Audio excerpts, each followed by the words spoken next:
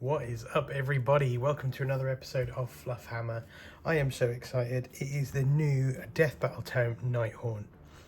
For any of you who've been following the channel, 3 years ago I started the channel and I started with how to paint spirit hosts, how to paint chain rasp hordes, and Nighthaunt Battletome review. And that was when it all first dropped in like AOS. I think it was when AOS 2.0 dropped, and Stormcast and Nighthaunt was the big set.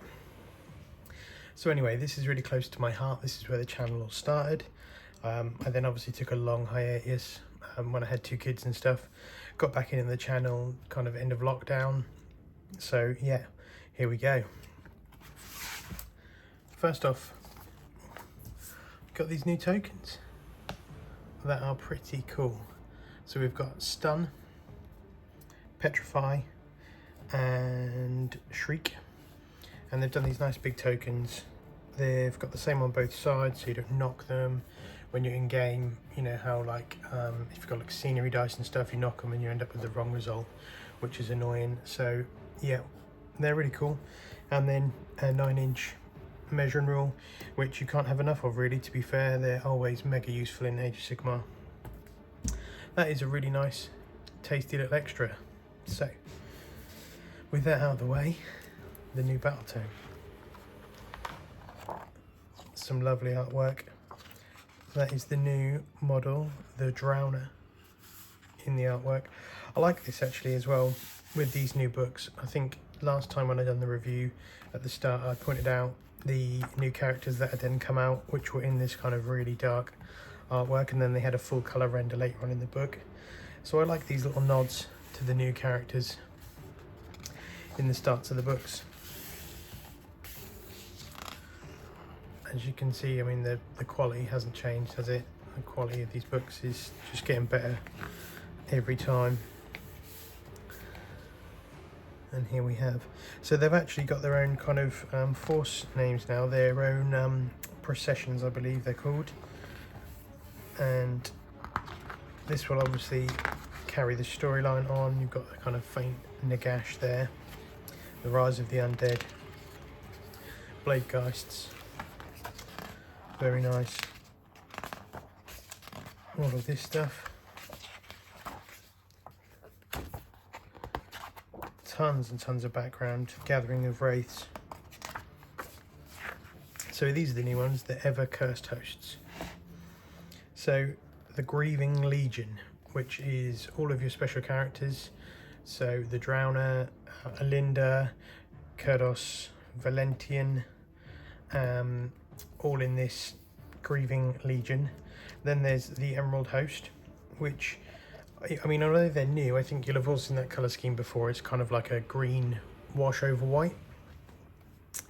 And then these ones are very new. So this is the Scarlet Doom, which is like the blood ones.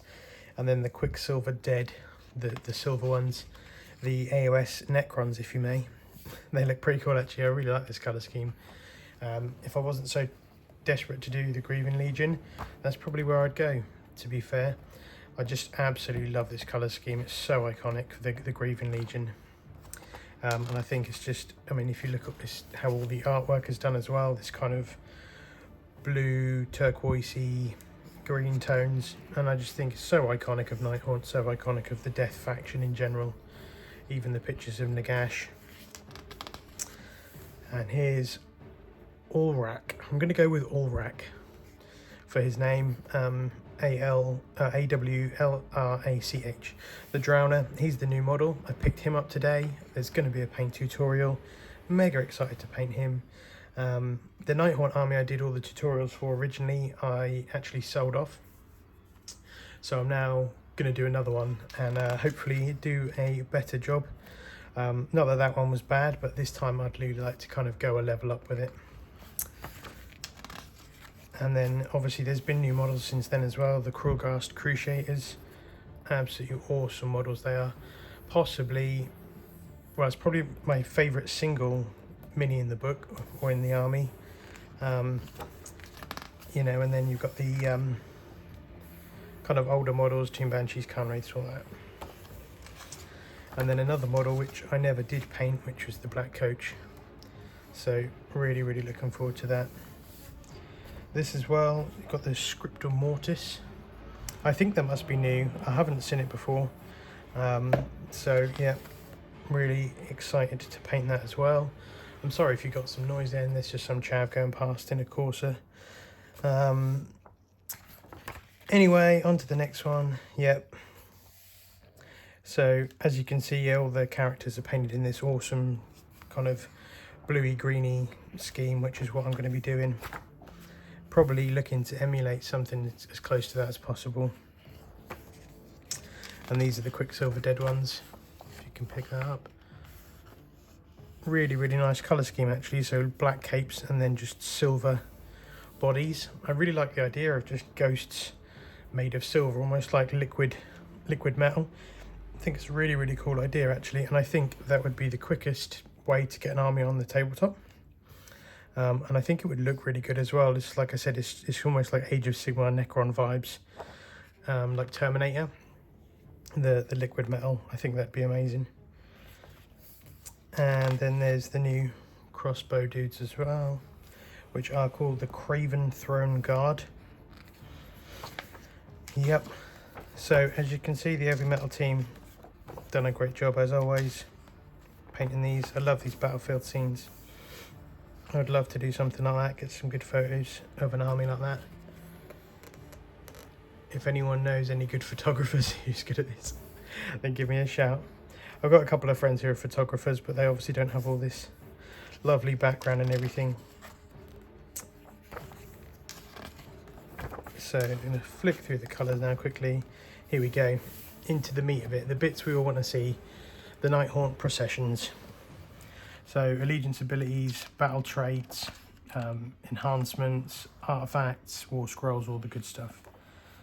So here we go. This is the big change really. Allegiance abilities, Nighthaunt processions.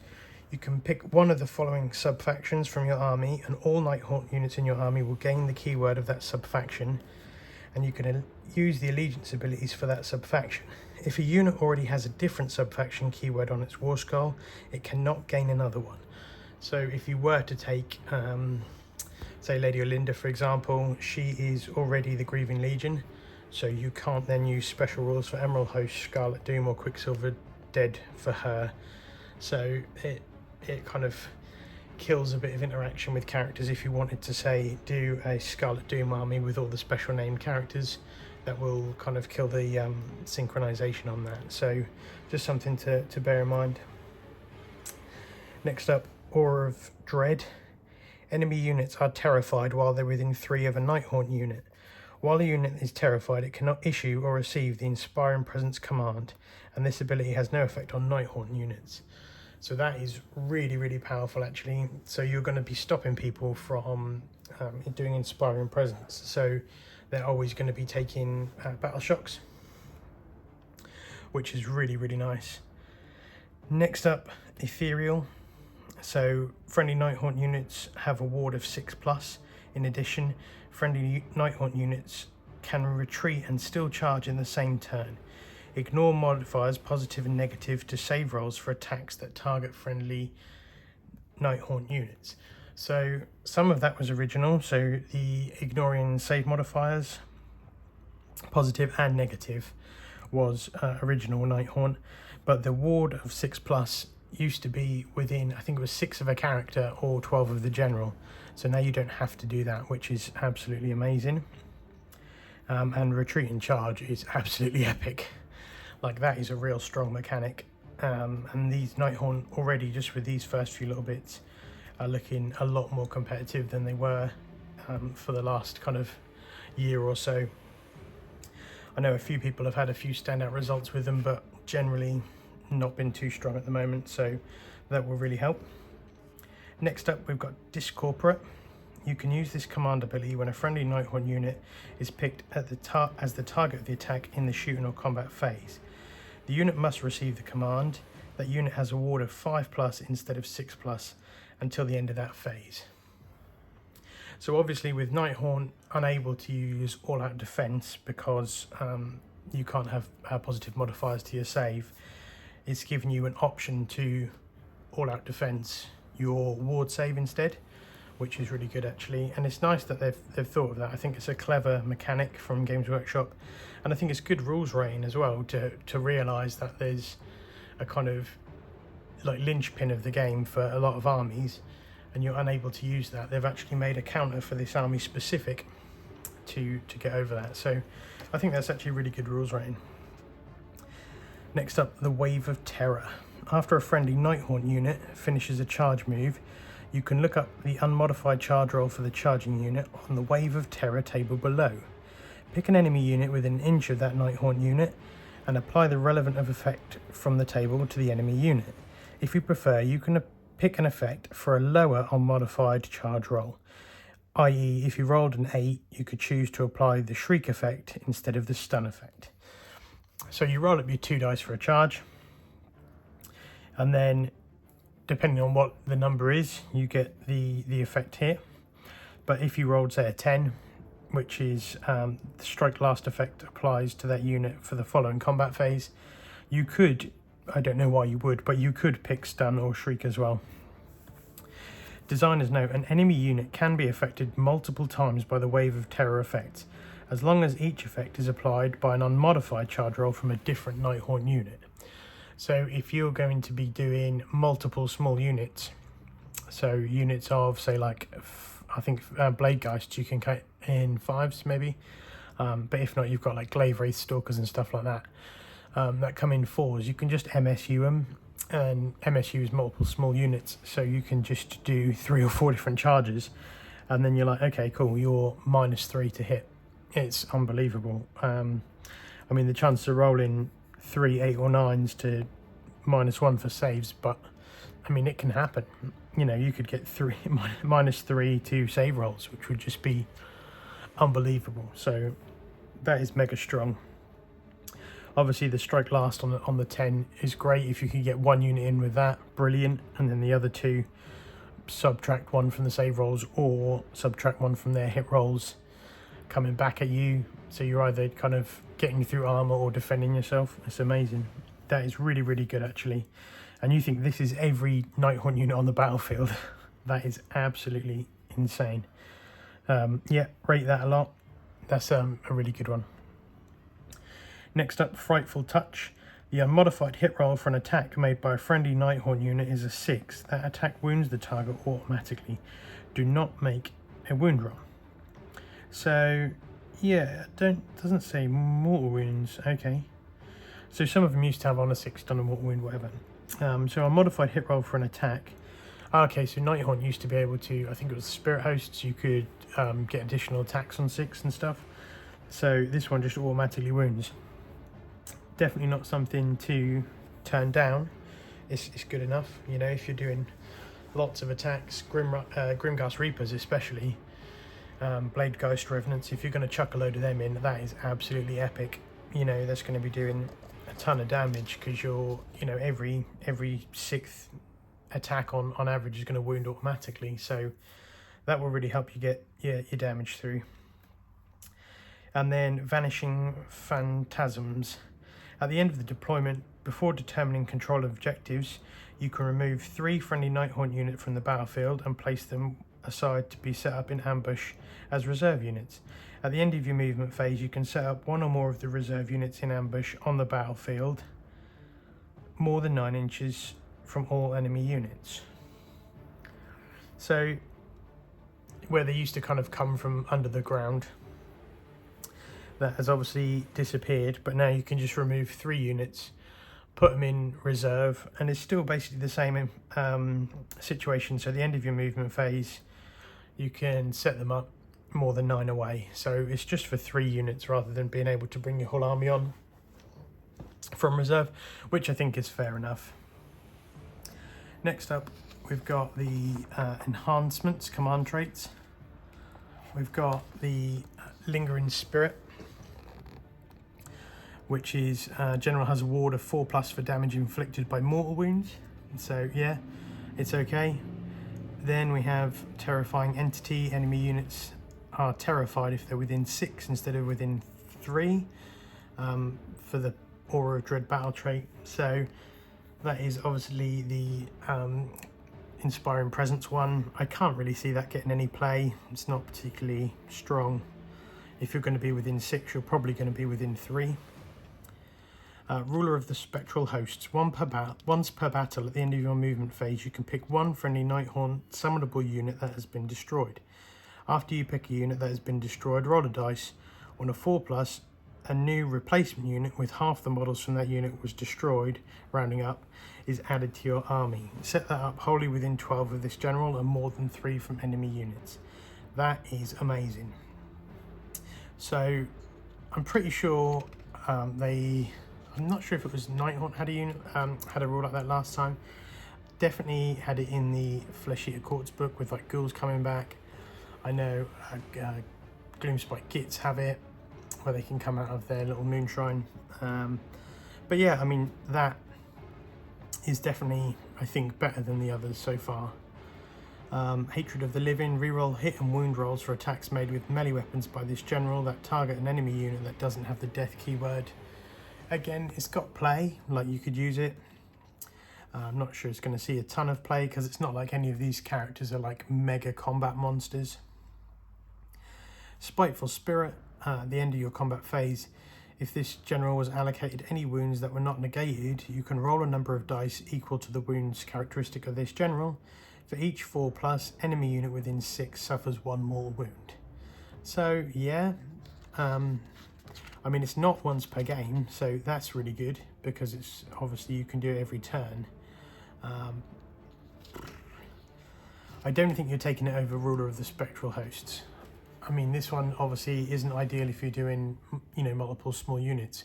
But if you're taking like 20 or 30 Grimghast Reapers, that's really, really strong. So I think that could definitely see play. That one, not so much. Cloaked in Shadow. The general cannot be picked as a target for shooting or combat attack by more than 1 unit per phase. That is really, really good. I think at the moment, with a lot of the mega powerful shooting, it is just like 1 unit, like 6 Vanguard Raptors, 30 Sentinels, whatever. So I'm not sure how effective it is currently at kind of combating the meta, if you know what I mean. Like, is it going to stop them just, you know, the old Age of Sigma adage of just shoot the characters? I don't think that's going to prevent you from just being shot, because the 6 Vanguard Raptors, the, you know, 30 Sentinels, whatever, they're just 1 unit, so they're still going to be shooting you. So not sure if that one's going to be of much use. I think Ruler of the Spectral Hosts is definitely the strongest out of the lot there. Okay, so next up, Artifacts of Power. We have got Cloak of the Waxing Moon. Subtract 1 from the attacks characteristics of melee weapons that target the bearer to a minimum of 1. Which is, yeah, it's pretty strong. -1 attacks for melee weapons. So, I mean, again, this is, bear in mind, just targeting the bearer, so that is only the character. Then we've got Pendant of the Fellwind. -1 from wound rolls for attacks made by melee weapons by enemy units while they're within 3 of the bearer. So again, it's -1 to wound, but in combat only. I don't see that being massively powerful. And then the Midnight Tome, wizard only, once per battle. If the bearer attempts to cast a spell that would summon an endless spell, that spell is automatically cast with a casting roll of 12 that cannot be modified. Do not roll 2 dice, and it cannot be unbound. So once per game, auto cast an endless spell. I mean, that is pretty good. Can't complain too much of that. I'm not sure any of them are massively useful. Okay, so there is other ones. We've got the these other ones in here as well. So we've got the Shadow's Edge. Pick one of the bearer's melee weapons. The unmodified wound roll for the attack is a 6. That attack inflicts D3 mortal wounds on the target, and the attack sequence ends. So yeah, that's pretty good. So on a 6 to wound, you just do D3 wounds instead. That is pretty good. Reaper of Sorrows. pick one of the bearer's melee weapons. Before the bearer attacks with that weapon, pick an enemy unit within an inch of the bearer and roll 2 dice. If the result is higher than the target's bravery characteristic, that weapon's rend characteristic is -3 for attacks made against that unit until the end of the phase. The weapon's rend characteristic is -4 instead of -3 if the target is terrified. So, I mean, 2d6 if the result is higher than the target's bravery. The problem is most things in the game now are bravery 10, which obviously becomes a bit of a problem with stuff like this because it's just going to be useless against probably 2/3 of the armies that you're going to be playing against. I mean, it does seem to be kind of coming back down again. It's leveling out a little bit because, I mean, for ages, everyone was just bravery 10 battle shock immune, and they almost just made bravery in the game absolutely pointless. It does seem to be on the other end of things now and coming down a bit, so it might come in useful. But again, like I said earlier, I don't see any of these really being used too much because none of your characters are particularly kind of combat heavy. Unless you've got something like a Knight of Shrouds on Steed, maybe.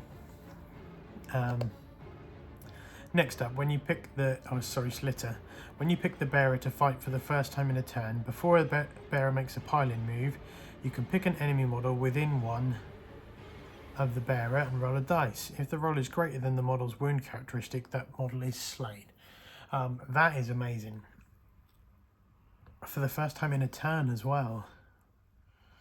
Okay, I mean, most times you're just going to be picking out like unit champions or banner bearers, things like that, and you're just going to be like 2s up, call your banners dead. And sometimes, I mean, they're definitely, with these new editions of codexes, banners and champions and stuff like that aren't what they were like, you know, 8 months ago, 10 months ago, where they were like banner or musician, you're like re-rolling charges, +3 to charge moves, stuff like that. That was really effective, whereas they don't seem to be as kind of powerful now. But I mean, even just going into combat and just fishing for 6s and taking off a 5 wound character, it's not once per game, so you can literally, you're probably going to get, you know, 2-3 attempts at just deleting a wizard or you know, a character on foot. So that actually is something, like I said, if you was to take a mounted Lord Knight of Shrouds on Steed, I think that one could be used. Next up, we've got Infernal Treasures. So the light shard of the Harvest Moon. Once per battle, at the start of the combat phase, you say the bearer will release the baleful gloom of the light shard. If you do so, add 1 to the attack's characteristics of all melee weapons used for friendly Nighthaunt units within 12 of the bearer until the end of that phase. Now that one is really good. Wholly within 12, so it's not a massive bubble, but again, if you've got a character on a big base, you'll just go for trying to find the biggest base possible with a character if you're going to take that. But you genuinely could fit kind of 3, 4, 5 units in that, and that would be really strong. You know, everyone goes mad when Volturnos does it to 3 units in Deepkin, so you know, if you're doing it in Nighthaunt, you could do 4, 5, 6 units. If you were taking like little small units, you could definitely do it. Next up is the Beacon of Nagashiza. Once per battle in your hero phase, you can say the bearer will call the souls of the lost to the beacon's light. If you do so, you can return 1 slain model to each friendly Nighthaunt summonable unit on the battlefield. Again, that's actually really good. It's only once per battle, and it's only 1 model to each summonable unit. But, you know, some of these models are quite high points. I don't know what ones are summonable now. I think it was just kind of Grimghast Reapers and Spirit Hosts, and I think the Glaive Wraith Stalkers. But I don't know if the new crossbow models, I forgot what they're called again. Where are we? So summonable, you've got, yep, so your Grimghast Reapers still are, Chain Rasps are still, yeah, so actually Bladegeist Revenants are as well. So, you know, if you add up putting back 4 or 5, yeah, the Craven Throne Guard, the new crossbow ones as well, are all summonable. The Glaive Wraith Stalkers are, the Spirit Hosts are. That's a lot of points. Myrmorn Banshees are. So if you can get that bubble work nicely, you could bring back a lot of points worth of models. I think that's really good. Yeah, I think that one is going to be used a lot. I think that's as good as any of the ones we've seen so far. Next up, we've got the Soulfire Ring. At the end of the combat phase, you can heal up to D6 wounds allocated to the bearer if any attacks made by the bearer slay an enemy model. So again, that is actually pretty good. So if you've got say a 7 or 8 wound character and you've taken, you know, a few wounds, you can charge in, kill a single wound model and heal D6 wounds. So that is really strong. I like that. I think that one could be used if you're kind of going for keep the characters alive. Next up, we've got the Covetous Familiar. Enemy units that finish a pile move within 3 of the bearer suffer a mortal wound after the pile-in move is made. So yeah, it's okay if you wanted to just have a wizard and then just every time someone charges you they take a wound. Yeah, that's fine. But again, I think with stuff like the Beacon of Nagashiza, I can't see people taking that. And I mean, the name is just cool as well, isn't it? The Beacon of Nagashiza. It's pretty gangster, I like it. Next up, with Witchlight Lantern. Wizards only. Once per battle, your wizard can attempt to cast an additional spell that it does not know from the lore of the Underworlds. Okay, so that's good. So once per game, you can pick one of these spells that your wizard doesn't know and attempt to cast them. I like that. That's really good. When we're getting into the spell laws now, we've got Soul Cage, which is a casting value of 7 and a range of 12. If successfully cast, pick an enemy unit within range and visible to the caster. The Strike Last effect applies to that unit till the end of the turn. So that is obviously one we had kind of available from the charge rolls anyway. So if you're going to be doing the charge rolls to like the 10 plus charge, they're going to be striking last anyway. I'm not sure how useful that's going to be. Next up, Spirit Drain has a casting value of 7, range of 18. Pick an enemy unit within range and visible to the caster. Roll a number of dice equal to the number of models in that target unit. For each 6, the model suffers a mortal wound. So yeah, that's good. It's similar to the old kind of Curse of Years, the Arcane spell, but obviously you just can't delete kind of units as you go on and on and on. You can't do unlimited wounds at the end. But yeah, I mean, if you've got a unit of 30, you're going to take 5 off. That's pretty strong, 5 mortal wounds to a unit of 30, obviously, on average. You know, some games you'll spike it and you'll take off 8, 10. Some games you'll fluff it and you'll only take off 1 or 2, or even none. But yeah, that's good. Life Stealer is a spell that has a casting value of 7 and a range of 12. If successfully cast, pick an enemy unit within range and visible to the caster. The target suffers D3 mortal wounds. You can heal 1 wound allocated to the caster for each model wound that was allocated and not negated by this spell. So yeah, it's basically, yeah, to steal their life. You do D3 mortal wounds. For example, you roll a 4, you do 2, and then you heal 2 wounds back. It's pretty good. Seal of Shayish. Seal of Shayish is a spell that has a casting value of 5 and a range of 12. If successfully cast, pick a friendly Nighthaunt unit within range, visible to the caster. That unit has a ward of 5+ until your next hero phase. So that's good because you can do a double stack then, where you've got your command ability, which you can turn a unit into a 5+ instead of a 6+. You can then also do a spell to give another unit a 5+ until your next hero phase. So that is really good. That I think is going to be, if you know any units that have a wizard, so far, I think that is going to be top of the list. Shade Mist is next. Shade Mist is a spell that has a casting value of 6 and a range of 12. If successfully cast, pick a friendly Nighthaunt unit wholly within range and visible to the caster. Subtract 1 to wound rolls for attacks that target that unit until your next hero phase. So actually that is really good as well. I really like that. I think that's one from the last book. I'm not sure if the effects have changed, but Shade Mist is definitely one of the names of the spells. Yeah, it's good. It's kind of a lot of these I like is because it's debuffing. You know, there's a little bits of damage here and there, but you know, the debuffing or, you know, kind of bolstering your own units is it's a bit of a kind of techie magic phase rather than just an all-out attack, which I really like. I think Shade Mist again is going to be, I still think you go for the 5+ ward save. I think that's stronger, but then -1 to wound, so you pick a unit of yours and cast it on them, and everything that attacks them is -1 to wound. So yeah, it's good. It's good. Next up we've got Spectral Tether.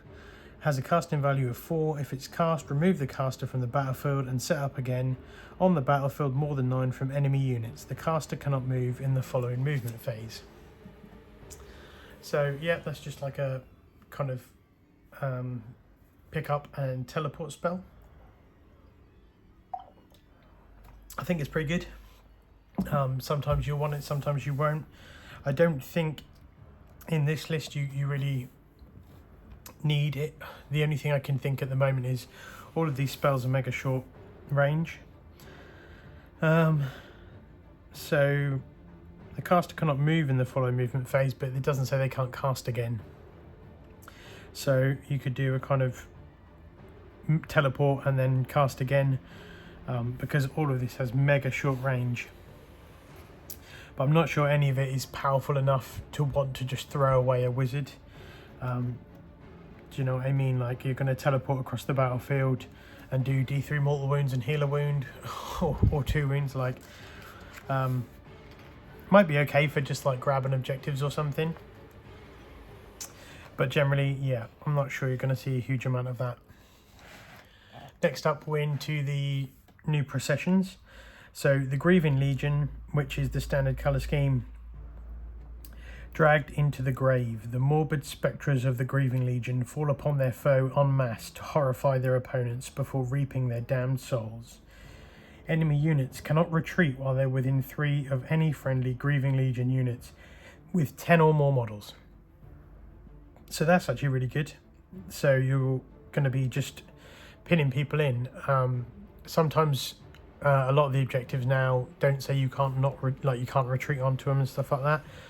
So most of the missions you can just retreat out of combat and hold an objective so you aren't getting butchered. So actually that is going to be really useful. I like that. Next up, the Emerald Host. After armies have been set up, but before the first battle round begins, you can pick D3+1 different enemy units on the battlefield. At the end of each battle round, roll a dice for each unit you pick that is on the battlefield. On a 2's up, that unit suffers D3 mortal wounds. If the unit is a monster, it suffers D3+1. What? After armies have been set up, but before the first battle round begins, D3+1 enemy units. At the end of each battle round, on a 2+, it suffers... What? Okay, that's absolutely insane. So you're going to do potentially 4 units. Pick 4 enemy units. So D3+1. So you know, on average, you're going to be picking 3 units. Let's call it 3 units. Pick 3 units and roll a dice for each unit that is on the battlefield. On 2+, that unit suffers D3 mortal wounds. If units are monsters, D3+1. At the end of each battle round. So if you pick something like, I don't know, let's just say a Star Drake, you are going to do D3+1 mortal wounds at the end of every battle round on that Star Drake. If you had like a Stormcast Dragon army, you're just going to be like, right, D3+1 units. All of them units are taking D3 plus 1 mortal wounds on a 2's up every round. That is insane. That's really strong. I mean, that was cool, but that is ridiculous. Love it. Next up, we've got the Scarlet Doom. After a friendly Bladegeist Revenants unit make a charge move, you can pick one enemy unit within an inch of that unit. If you do so, roll a number of dice equal to the number of models from the charging unit. For each 5 plus, the target suffers 1 more wound. Okay. So, yeah. So if you charge in with 10 models, you roll 10 dice. On a 5 plus, you cause a mortal wound. So it's not too bad. But there's only Bladegeist Revenants. It's alright if you've got a lot of Bladegeist Revenants, I suppose, if you want to build a kind of just full combat melee army out of Revenants. I mean, I'm not sure how these two and that are like the same thing, because that is a 4 out of 10. That is probably a 3 out of 10. And that is probably a 9 out of 10.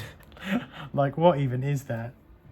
Like, it was strong when I thought it was just at the start of the game. But at the end of each battle round, that is absolutely mental. Okay. And next up is the Quicksilver Dead. Ward rolls cannot be made for wounds caused by attacks made by melee weapons with friendly Quicksilver Dread Scythe Harridans. So again, like, it's just a single unit Harridans, and you can't take ward saves, but are they going to be really doing that much damage to get through anything that's got a good ward save? Are you doing enough damage to get through their basic save? I don't really think so. So in order of good to bad, the Quicksilver Dead is the worst. Then the Scarlet Doom is the next worst. Then Grieving Legion is good, and the Emerald Host is absolutely ridiculous. And I love it. I'm just decided now whether I want to change my colour scheme.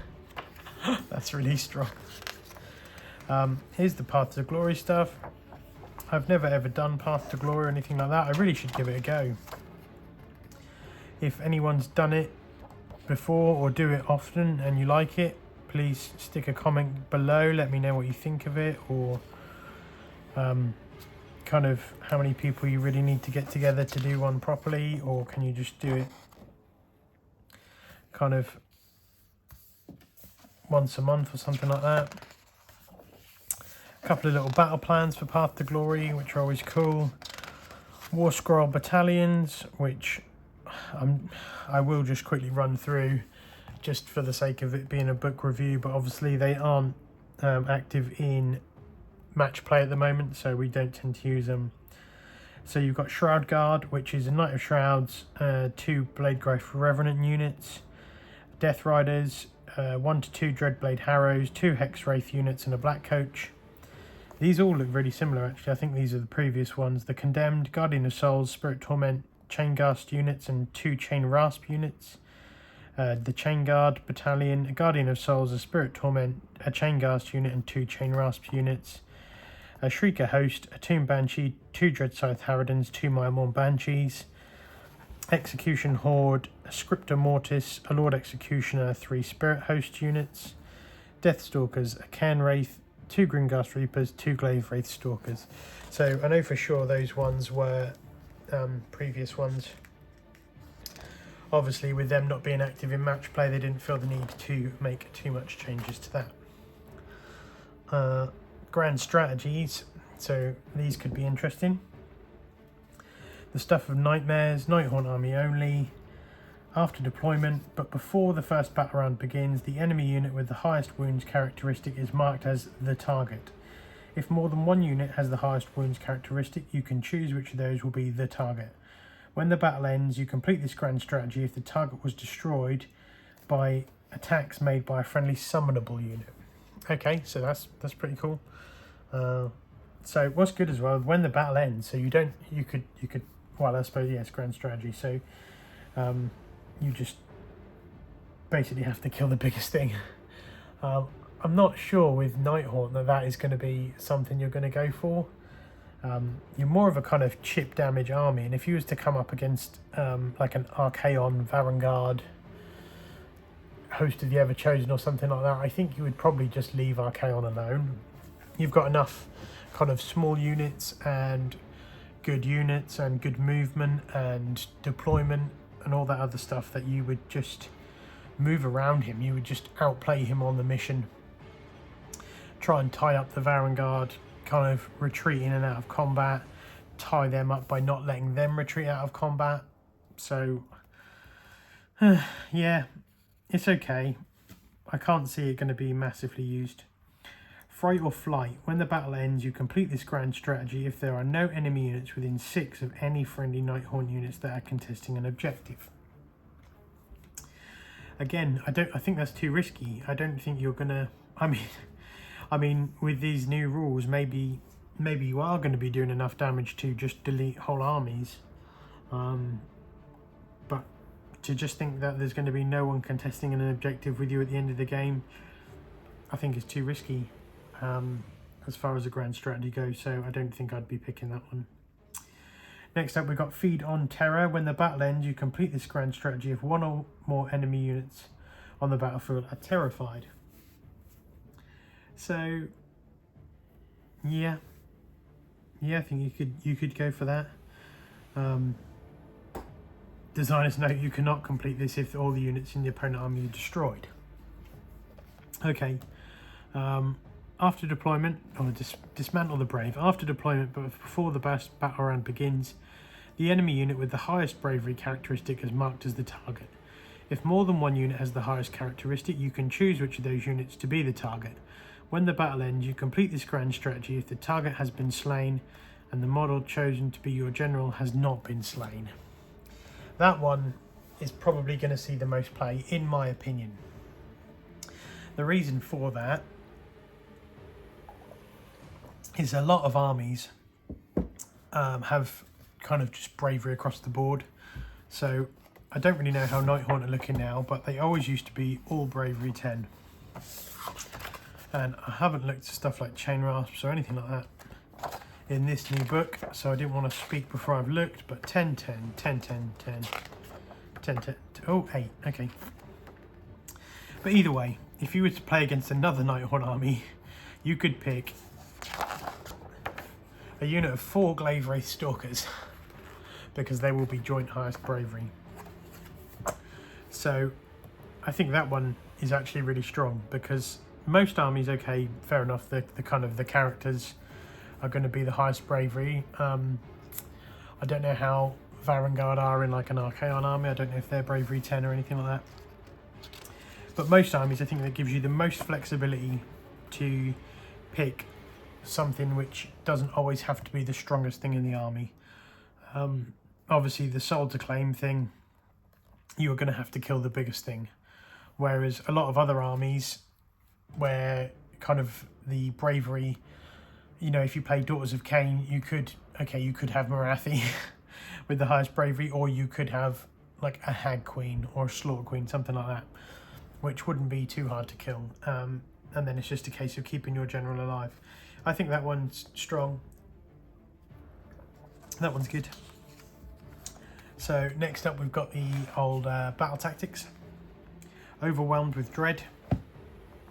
When you reveal this battle tactic, pick an enemy unit on the battlefield. You complete this tactic if that unit is affected by the Shriek, Stun, Petrify effects of the Wave of Terror battle trait during this turn. So that's absolutely awesome. So all you need to do is pick a unit and pull off a 4+ charge. So I think you should be able to do that pretty simply. You would obviously just pick a unit that you are attempting to charge, and probably you would pick a unit that you would be attempting to multiple charge. So you're not swinging your whole battle tactic on just picking one charge. Tides of Terror. You complete this tactic if at least 2 friendly Nighthaunt units are within half an inch of the same enemy unit at the end of this turn. Again, same thing, just 2 units and make a charge, or 2 units and be in contact. That's a good one. Yep. Mass Panic. You complete this tactic at the end of the turn if 3 or more enemy units on the battlefield are terrified. Yeah, there's a lot of this kind of terrifying going on. Is that from, that's from the, I'm assuming that's from the battle traits. Where's terrified? So we've got petrified. How do you terrify someone?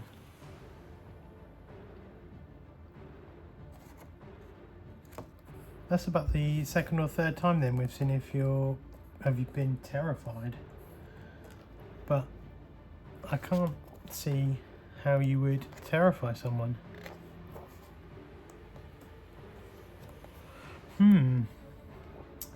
I've probably just missed something as I'm reading through. I'll probably find it at a later date. Next up, Death by 1,000 Cuts. You complete this tactic if an enemy hero or monster is destroyed by attacks made from a friendly Chain Rasp or Spirit Host unit during this turn. So again, that's a good tactic if you've got Chain Rasps or Spirit Hosts that are out and about and you're within range of a hero or monster. It's quite situational. I'm not really sure it's going to be when you're going to pick all the time, but you know, if you are running an army with loads of Chain Rasps and Spirit Hosts, then go for it. One stop, no return. When you reveal this battle tactic, pick an objective marker on the battlefield that your opponent controls. You complete this battle tactic if you control that objective marker at the end of this turn, and there is a friendly black coach within 3 of that objective. That's cool. I love the black coach. Like, ever since that came out, ever since I saw it in the original, like, kind of Nighthaunt 2.0 book, I've been desperate to paint one and play with one, and I will be getting one this time, and I will be doing a paint tutorial for it, I promise. So I'm really looking forward to that. And it's a good objective. It's good. You don't have to necessarily kill the enemy with the black coach, you just have to have the black coach within 3 of the objective. Next up, Ceaseless Nightmares. You complete this tactic if 2 or more terrified units fail a battle shock test during this turn. So again, more people needing to be terrified. So we have the War Scrolls now. We're into Nagash. I mean, we all know what Nagash does, don't we? He's cast and unbind 5 extra spells. He's doing 6 attacks with his Zephyr Bar, which is kind of Rend 2 damage 3. He's just an absolute monster. He's a killing machine. He's strong. He can pick up to 5 friendly summonable units or friendly Bone Reaper units in any combination and heal 3 wounds that have been allocated to that unit, or return 3 slain models with a single wound. So put 3 single wound characters back on times 5. So that's really good.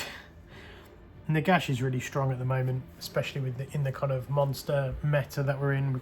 We're kind of, it feels like we're kind of coming out the other side of that, with looks to the new general handbook maybe being based more around troops, but we will have to see. Next up we've got Lady Olinda. I think she is pretty much unchanged to how she was before. She's a wizard, can cast 2 spells, can unbind 2 spells. She's the War Master. It is treated as the general even if it's not picked to be the general. She can fly. She's accompanied by Banshee Handmaidens. She has a 4+ ward save, so I think that's new. And then she's obviously got her 4+ unrenderable standard armor save as well. Once per battle, you can return D6 slain models to each friendly Nighthaunt summonable unit on the battlefield. Okay, wow. Wow, okay. D6 slain models to each summonable unit. Okay. So, slain models. It doesn't even say like single wound. So you could put, in theory, you could put like, if you took a 9 spirit host, you could put 6 spirit hosts back on. Okay, and that's for every unit. Okay, that's amazing. Again, this leads into not doing MSU, so if you're taking them in like everything in units of 4s or 3s or 5s, they're just going to get wiped out before you can heal them. So the healing is kind of leading us the other way to take larger units and try and keep them alive. More Talk of Grief. Roll a dice each time an enemy unit issues a command within 12. On a 5+, that command is not received, although it still counts as being used, and the command point that was spent is lost. So that's really good actually, so you can just nick commands off people. And on a 5+, that's statistically 1 in 3. So you have a third chance of just stopping any commands.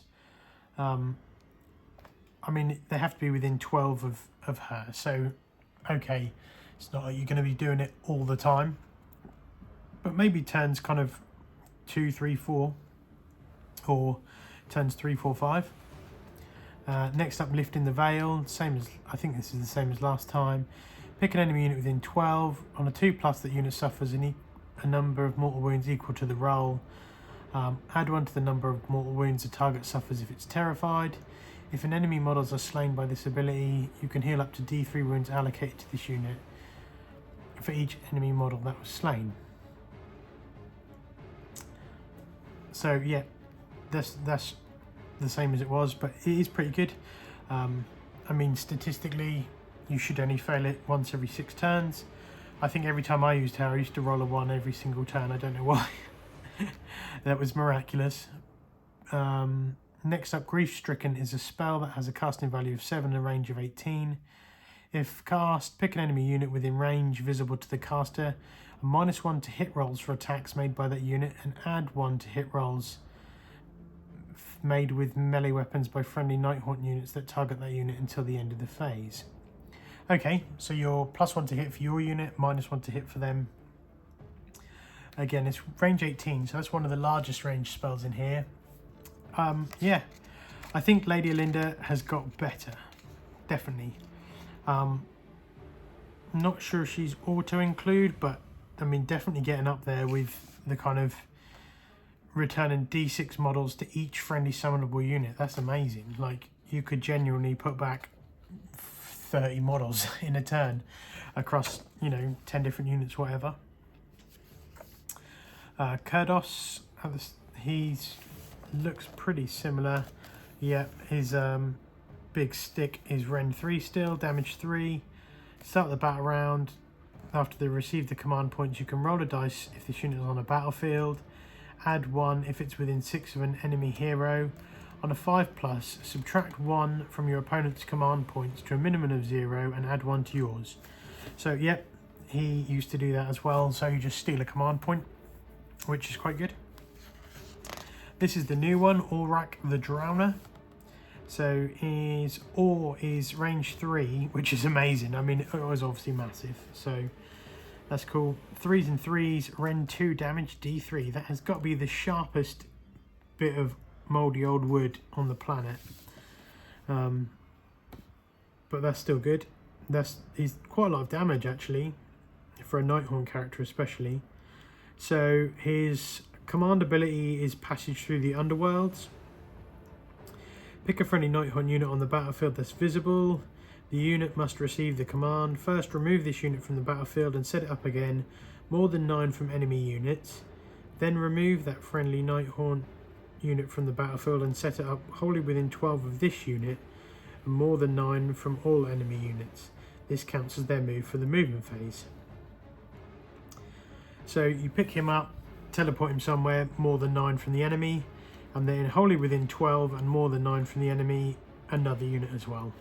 So it's kind of, he picks up a unit and disappears with them wherever they want on the battlefield, more than 9 away. And then Scything Ram. After he makes a charge move, pick an enemy unit within an inch. On a 2+, the unit suffers D3 mortal wounds. Any models that are slain by the mortal wounds caused by this ability, add D3 to the attacks characteristics of this unit's Deathwood Ore until the end of that turn. Okay. So impact hits basically 2+, do D3 mortals, and if you kill any models, you add D3 attacks to the ore.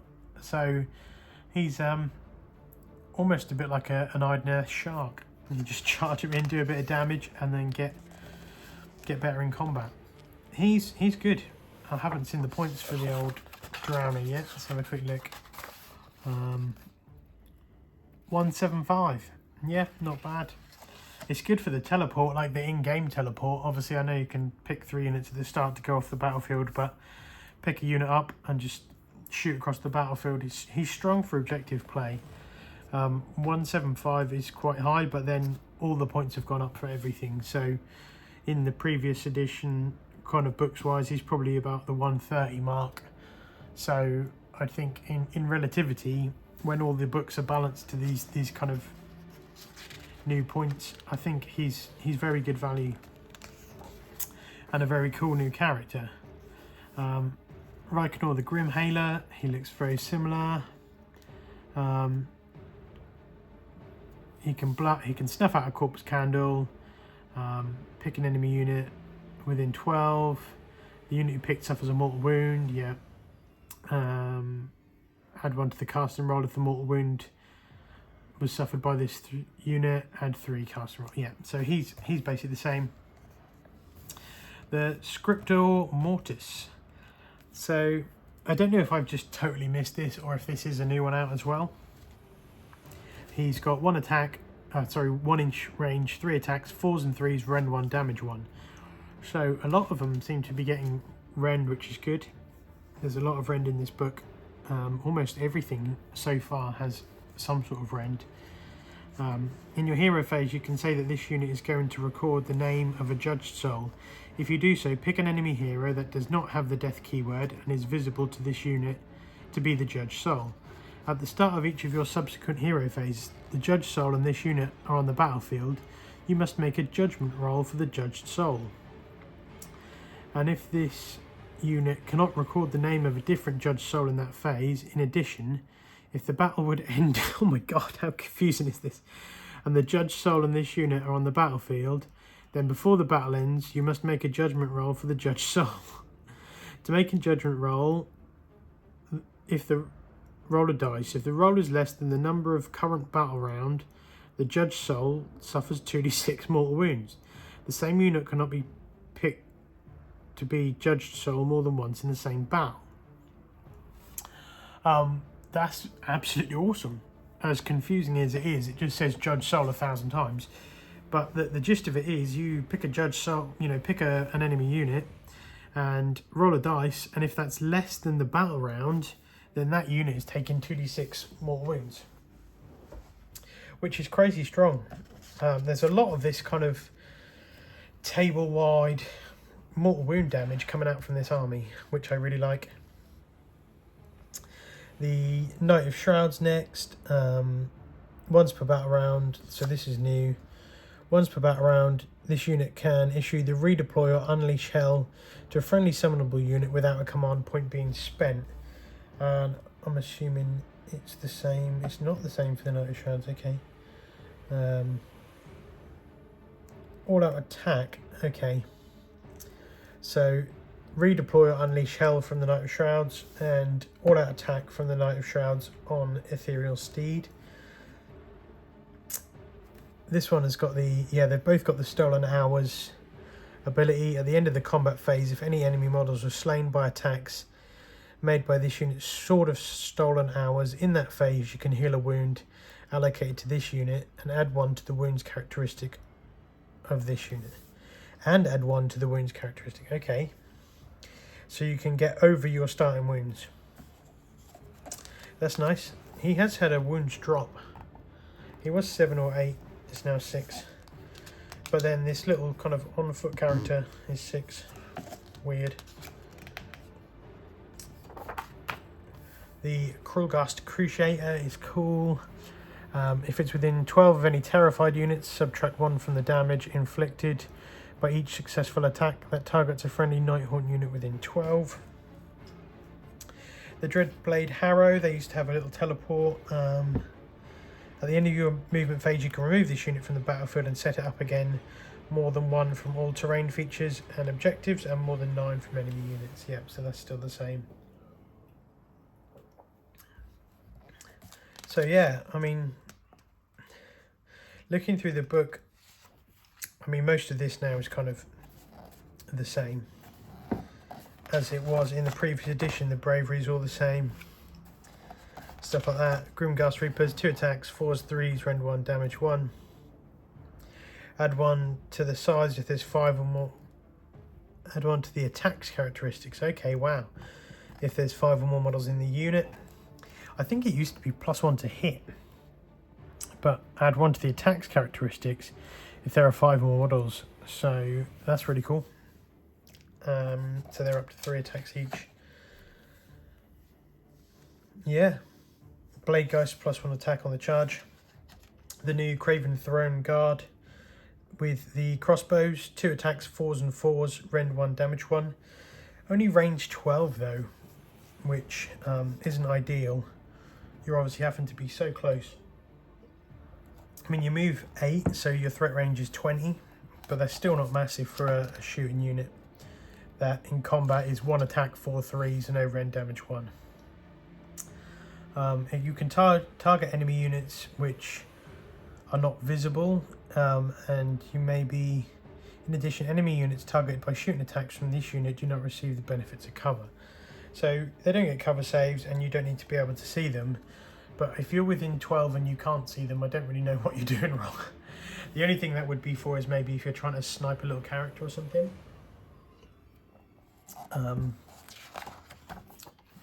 But yeah.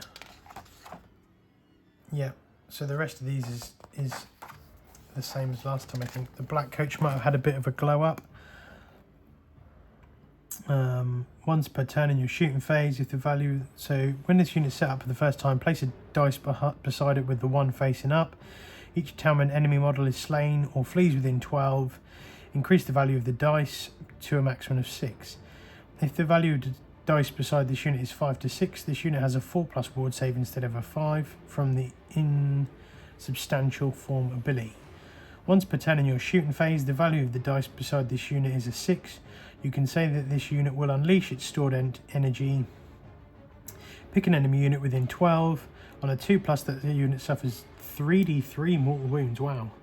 And then change the value of the dice back to 1. So that's good. So you can charge up and do a massive 3d3 mortal wound blast. I'm just going to push the monitor off the table. Next up, we've got the insubstantial form, so the 5+ ward save, as we just noted there. Nimbus of Dark Power. Instead of picking this unit to make a normal move or retreat, you can say it will travel the underworlds to a new location. Remove this unit from a battlefield and set it up again on the battlefield more than 1 from all terrain features and objectives, and more than 9 from all enemy units. So again, it's showing there's lots of movement in this army, lots of kind of tactical redeploys and, you know, kind of disappear off the battlefield and appear somewhere else. And then Runaway Coach. After this unit makes a charge move, you can pick an enemy model within an inch. On a 2+, the enemy unit suffers D3 mortal wounds. Nice. And then we have the Endless Spells and the Hex Wraiths. Again, I'm not sure how much play these are going to be seeing. We aren't really seeing too many Endless Spells around at the moment. So the Shayish Reaper is a predatory spell. It can move up to 8 and it can fly. After this spell has moved, roll 2 dice for each unit that it passed across, including models it moved over when it pivoted, and each other unit that is within an inch at the end of its move. Add 1 to the roll if the unit is terrified. For each roll that is greater than the unit save characteristic, that unit suffers D3 mortal wounds.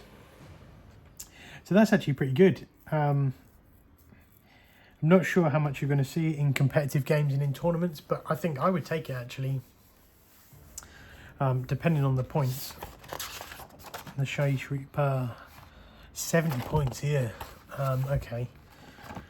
I'm not sure it's going to see play for 70 points, but it's got a, you know, it's got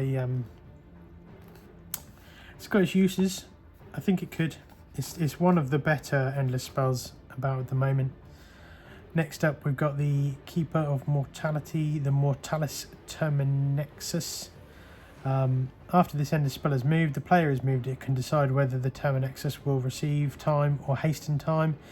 If they choose to reverse time, heal D3 wounds to each unit within 6. If they choose to hasten time, roll a dice for each unit within 6. On a 2+, that unit suffers D3 mortal wounds. Okay, so that's good as well. Each unit within 6. So you could, yeah, if you can summon this within 12, move 8, 20 inch your threat range, you can hit 4 or 5 units. You could do, you know, 4 or 5 lots of D3 mortal wounds. There is an absolute ton of mortal wounds coming out of this army. If you build it the right way, you can absolutely decimate mortal wounds left, right and centre.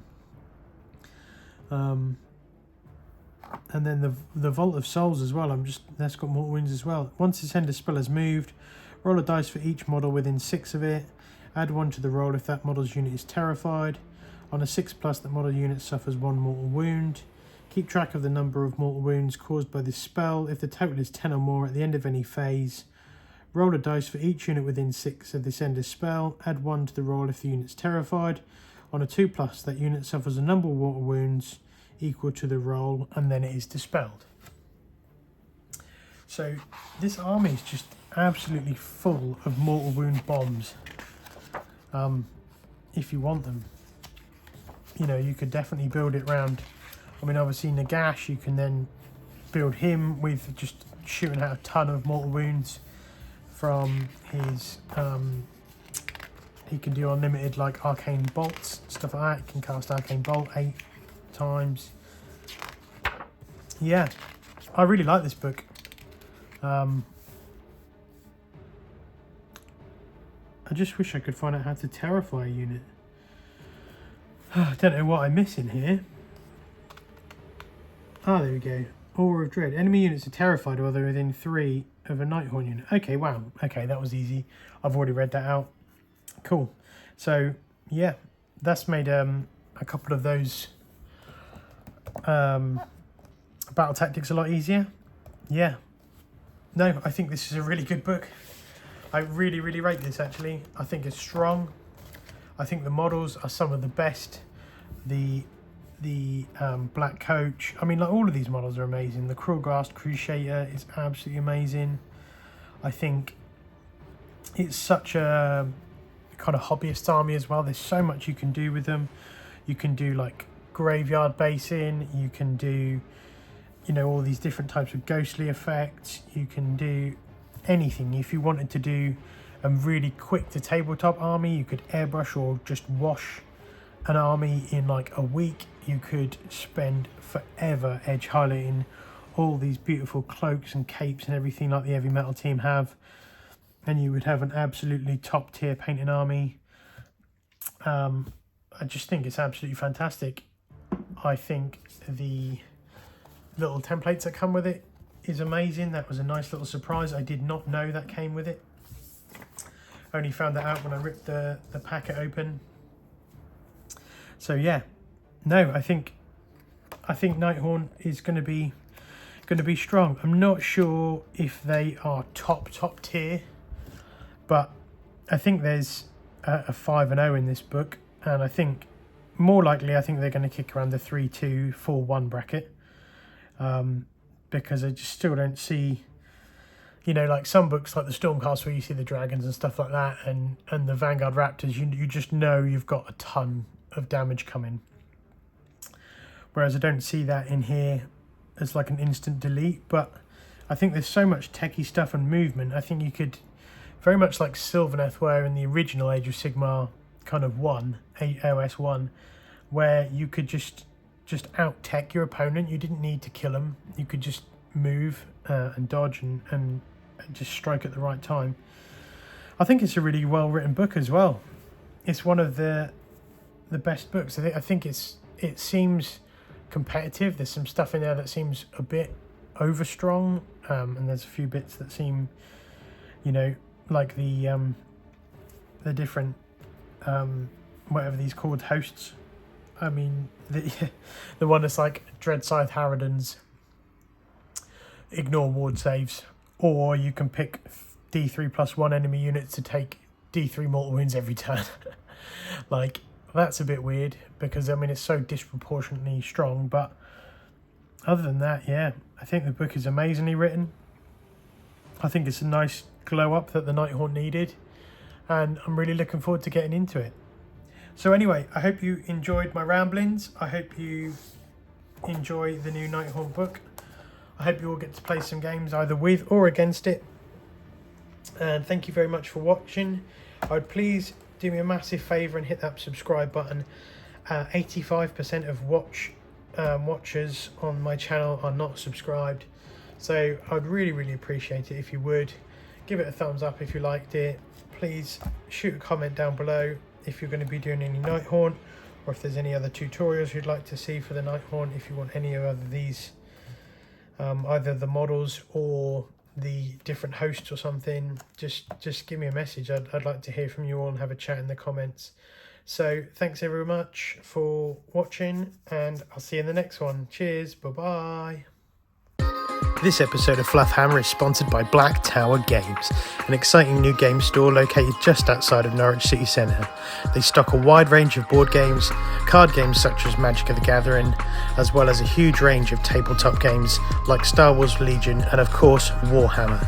They also have a massive range of acrylic paints from Citadel and brands like Vallejo as well.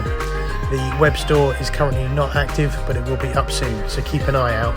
They'll have 20% off all new releases for Games Workshop. Cheers guys.